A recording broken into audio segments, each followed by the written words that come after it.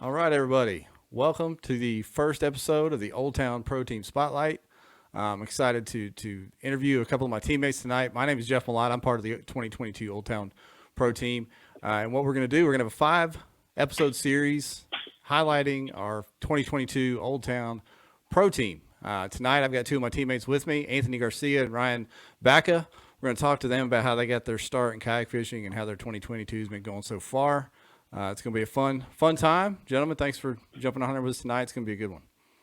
Yeah, thanks for having me. Yeah, I'm excited. Yeah. We'll just get it started right out the gate. I'm going to ask you both where you're from and get your fishing background before kayak fishing, even unless kayak fishing was your start. But I'll start it. I was born and raised in Dayton, Ohio, but now I'm in Northwest Arkansas. I was telling Anthony before we went on the live cam here that I think I'm in one of the most central places in the country to be able to get out and fish kayak tournaments. But I learned to bass fish from my father-in-law like 20 years ago. I came up fishing team tournaments with him. He told me if I was in this family of his, I was going to play golf and bass fish, and by God, that's what I learned to do. So years later, it's been about 12 years now, I got my first kayak, moved away from him, and kind of lost my boater. And my boys were in high school spending too much money on other stuff. So found kayaks online, and I've been just knee deep, whatever you want to say, in kayak fishing ever since. But yeah, kayak fishing. I wouldn't have it any other way. I do this by choice. I don't do it because it's an alternative to something else. It is most fun you can have out there. But let's go. We'll go in alphabetical order with the questions. So Anthony, tell us a little bit of your fishing background and where you're from. So I am from Los Angeles, California, born and raised in California. And my fishing background, I guess you could say, started when I was a baby. I mean, ever since I could remember, my father was taking me. We started trout fishing and slowly got into bass fishing, but it was kind of just like the normal bait and weight. We never used artificial. It was always like night crawlers or power bait. So my bass fishing, I guess, timelines didn't start until I was in my late teens, and I didn't get into kayak fishing until about 2.5, 3 years ago. So yeah, that's kind of like a short story for the fishing background for me. I got you. Nice. Ryan, what about you, buddy? I know you're kind of a transplant to the Texas area from out east. So what's your fishing background? Where you're at now? So I grew up fishing for trout in all the streams around Pittsburgh, Pennsylvania, and started getting into bass fishing probably about 5 years ago. I think it was the year before we moved to Texas, and then got a kayak so that we could access better water. We moved to Texas and just never looked back. It's been bass nonstop since then. How's that been, dude? Moving from Pennsylvania to Texas. I mean, you went to one of the, I guess, one or two or three of the best places you can move to bass fish. To land there in Texas. It's been insane. Up in Pennsylvania, you never saw bass the size you do down here. Like big bass in Pennsylvania or small bass in Texas. And literally any lake down here, you can go find a 10-pounder or at the very least like an 8-pounder. It's just absolutely amazing, the fishing down here. So let's keep it on you for a second. How did you transition from just bass fishing and getting into a kayak to the tournament side? I mean, now here you are on the Old Town Pro Team. How did you get started in kayak tournaments? So one of the local kayak shops, Mariner Sales, they have a Thursday night working men's tournament every week through spring, summer, early fall. And we heard about it and went out for one of those and just got hooked. Met Duke Tran and who else? Like Corey Racer, bunch of the guys that fished local tournaments down here.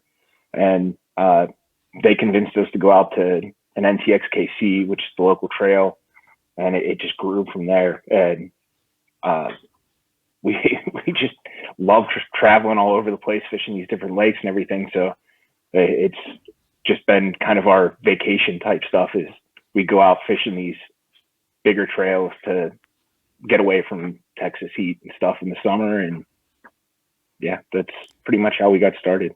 Yeah, awesome stuff. Anthony, what about you, man? How'd you make the jump over to start with kayak tournaments? Well, I mean, we have this local club called the Urban Angler Club Tournament, or Urban Angler Club. They hold little tournaments at local lakes. And one of my buddies, Alex Cox, used to fish them regularly. And I had been bass fishing for like 5 years and never really competitively. I didn't even know tournaments were a thing. I would watch Bassmaster, but I thought it was just a boat thing. I didn't know there was really a kayak scene. And he got me into it. And then I went from fishing those local tournaments into jumping into KBF, and then fishing the Wild West Bass Trail, which is what we have out here out west. And then doing the Bass Nation out in I don't know which one I did towards I think it was in Texas maybe, but definitely I think KBF is kind of where I cut my teeth on kayak bass fishing in tournaments at least. Yeah, and you're still competing nationally. We'll get into some of that, but to live in California and compete nationally, you got to come a long ways. So you made some long trips already this year, haven't you? Yeah. I think the far. I mean, I guess Caddo and Toledo Bend are probably like right there neck and neck with the farthest trips we've done this year. But 2 years ago, I went to the KBFNC at Gunnersville, and that was super cool. I mean, traveling across the United States fishing, I mean, can't complain. Yeah, for sure. So how many years you been fishing tournaments, Anthony? Like on live tournaments? This is going to be my second full season. I think I started in 2020. Yeah, 2020 towards the end of the year, I fished a couple KBF events and that was it. And then 2021 and 2022, kind of going full bore with it. You're just out here killing it quick. That's not fair. You got to pay your dues, man. You got to pay your dues. So far, what's been your most memorable tournament moment? Definitely my win at Roosevelt a couple weeks ago. I mean, I think this whole beginning of the year has been awesome. Slowly hitting that podium back and forth at different tournaments, but finally getting the win at a KBF event was awesome. I ended up taking first at the Trail 2 at Lake Roosevelt in Arizona, and it was. I mean, I finally won a tournament, so it was awesome. Yeah, man. Old Town team's been stacking trophies this year, podiums. So yeah. Good stuff. Ryan, what about you, man? In your tournament life, what's your most memorable moment? You mean besides meeting you at the Fork event a couple years ago, right? Yeah, man. Besides that, to be honest, I'm not. I know there's a lot. It's hard there's to a lot say. To choose from when you do all this traveling and you see so many people. I mean, it doesn't even have to be a tournament win or a big bass. It can be just something that happened on the tournament trail. Yeah, I think. Well, so Toledo Bend this year was crazy. I'd have to say that's probably the most memorable, just because with the conditions and everything, and having never been there, being able to fill out a limit both days and do well competitively, that was probably the most memorable. I think that's also the first tournament that both Katie and I had a limit both days. So it was kind of like one of those things where the freezing cold and rain on the first day, and just not having a limit until the very end of the day, but finally breaking through and getting that limit. It was just that's got to be the most memorable. Yeah. Talk a little bit about you and Katie for a minute, because for folks that don't know, Katie's also on the pro staff, very involved in the kayak fishing scene, travels around, has done well in tournaments to start this year. How is that, being on a, Old Town team with your wife, traveling and fishing tournaments with your wife? I'm sure that's a roller coaster. I mean, I'm sure it's awesome, but I'm sure it's a roller coaster too, huh? Yeah, it's awesome. There have definitely been a few times where we're arguing back and forth about where we want to launch, or like, just stupid little stuff, but for the most part, it's just absolutely amazing being able to share that with her and go out and be competitive. And God, she and I are more competitive with each other than probably we are with the rest of the field. We're constantly back and forth about, oh yeah, I got you today, and that's just, I think that's a big part of what drives us to do the national tournaments. Is there like an awkward silence in the truck, like if you beat her down pretty bad that day, or vice versa? No, not really. It's normally like there can be that awkward silence, like say it's not because I did better than her or she did better than me. It's usually because we're pissed at ourselves for not doing well enough in our own heads that it'll go to an awkward silence for a little bit, and then one of us will turn up the tunes in the truck, and it's like, okay, all right, we're good. It's all good. Yeah, I like that. So talk about Anthony. Talk about your season so far. We've already heard a little bit of your highlights, man, from hitting Caddo and doing good at Toledo. But your season so far, and what's your plans for the rest of the season on the national tournament scene? So I mean, overall, I think I'm having a pretty amazing year. I mean, I'm surpassing my expectations. I wanted to, be like, you always want to do as well as you can in tournaments, but for me, coming from California, hitting to all these different states, I'm fishing lakes I've never seen. I've seen in like videos on YouTube, but I've actually never fished in real life. And going into these tournaments, I always want to do top 20 at least, and getting these top 10s and top 5s and winning these tournaments is pretty freaking amazing. And my goal for the beginning of the year was do well in the KBF, or do well enough in the KBF to make it into the 10 house. We haven't had anybody from California make it into the 10 house yet. So, I'm hoping that I could be the first dude out here to do it. For the rest of the year, I don't think I'm going to be able to make it out of state anymore. I'm a seasonal firefighter with the Forest Service. So as soon as the beginning of May rolls around, we're going to be traveling, fighting wildfires. So I think I have 2 upcoming KBF events at the end of April and I think June, and they're weekend events that I'm probably not going to get to pre-fish for, but they're actually lakes that I have fished in the past. So hopefully we could go out there and do well, and then I'm gonna hit the national championship with KBF and see how well we could do there. Yeah. So you're a hot shot, man? Nah, not a hot shot. Okay. I'm an engine guy. I'm on engine 23 and okay. Either way, on the Angeles National Forest. It's still awesome. Either way. That's crazy. Yeah. What about you, Ryan? About your season so far and what you got coming up for the rest of the year? So far, we've hit 3 of the national events. The Bassmaster event on Lake Fork, then Toledo Bend, and then Santee Cooper. Toledo Bend was awesome. The other 2, I struggled like crazy. So I'm hoping the rest of the season is going to be better than that. We're trying to make as many of the Hobie BOS events this year as we can. We've signed up for all of them so far, except for Winnipesaukee. Is that the one up in New Hampshire? Or? Yeah, they kind of put on the brakes with the sellouts with that one real quick. Yeah, it's so far northeast that it's going to be, it would be tough to make it up there from Texas. But I think we're going to do, what's next one's Eufaula, then is it Broken Bow, and then Chick? Yeah. Are y'all coming to the Grand Lake Bass event or no? We're not planning on it now.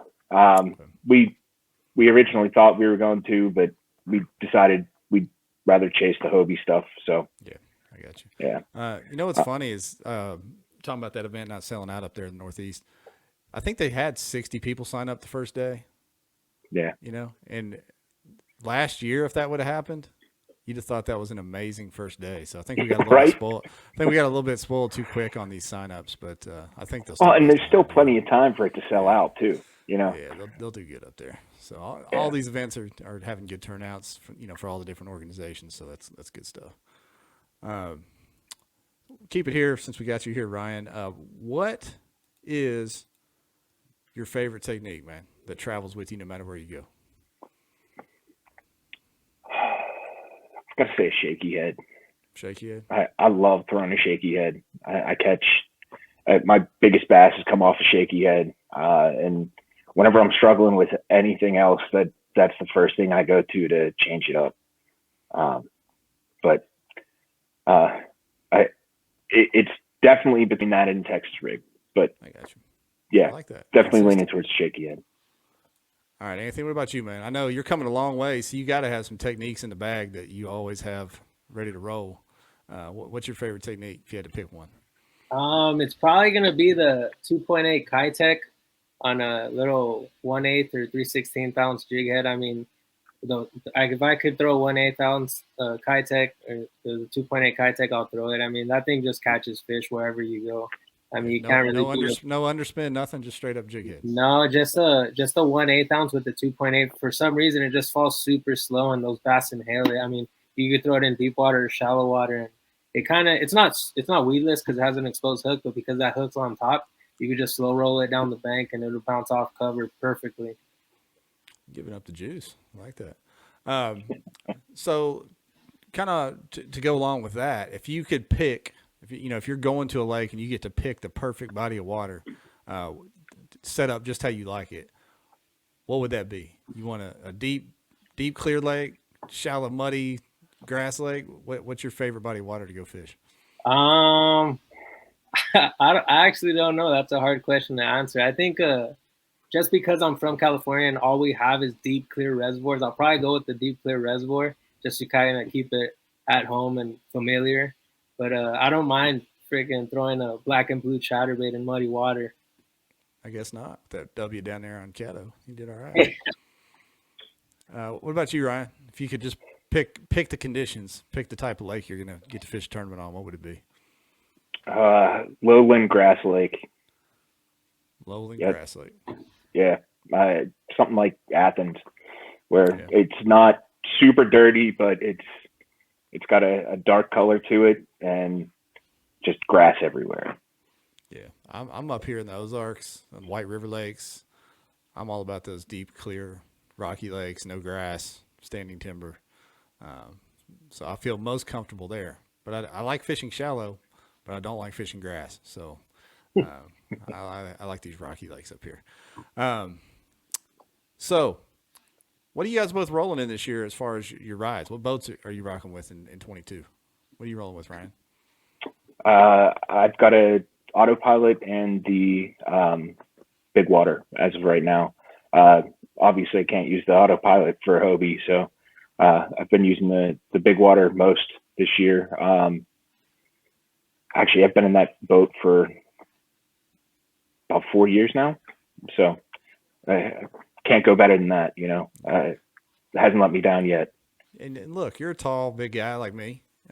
Well, you're taller than me, but And a lot of people claim the big water to be not as stable as some of the boats. I think it's unbelievably stable. What do you think about it? Dude, I'm 6'6". I'm over 300 pounds. I can stand up and fish all day long out of that thing. Yeah. So I strongly disagree with everybody else who says it's unstable.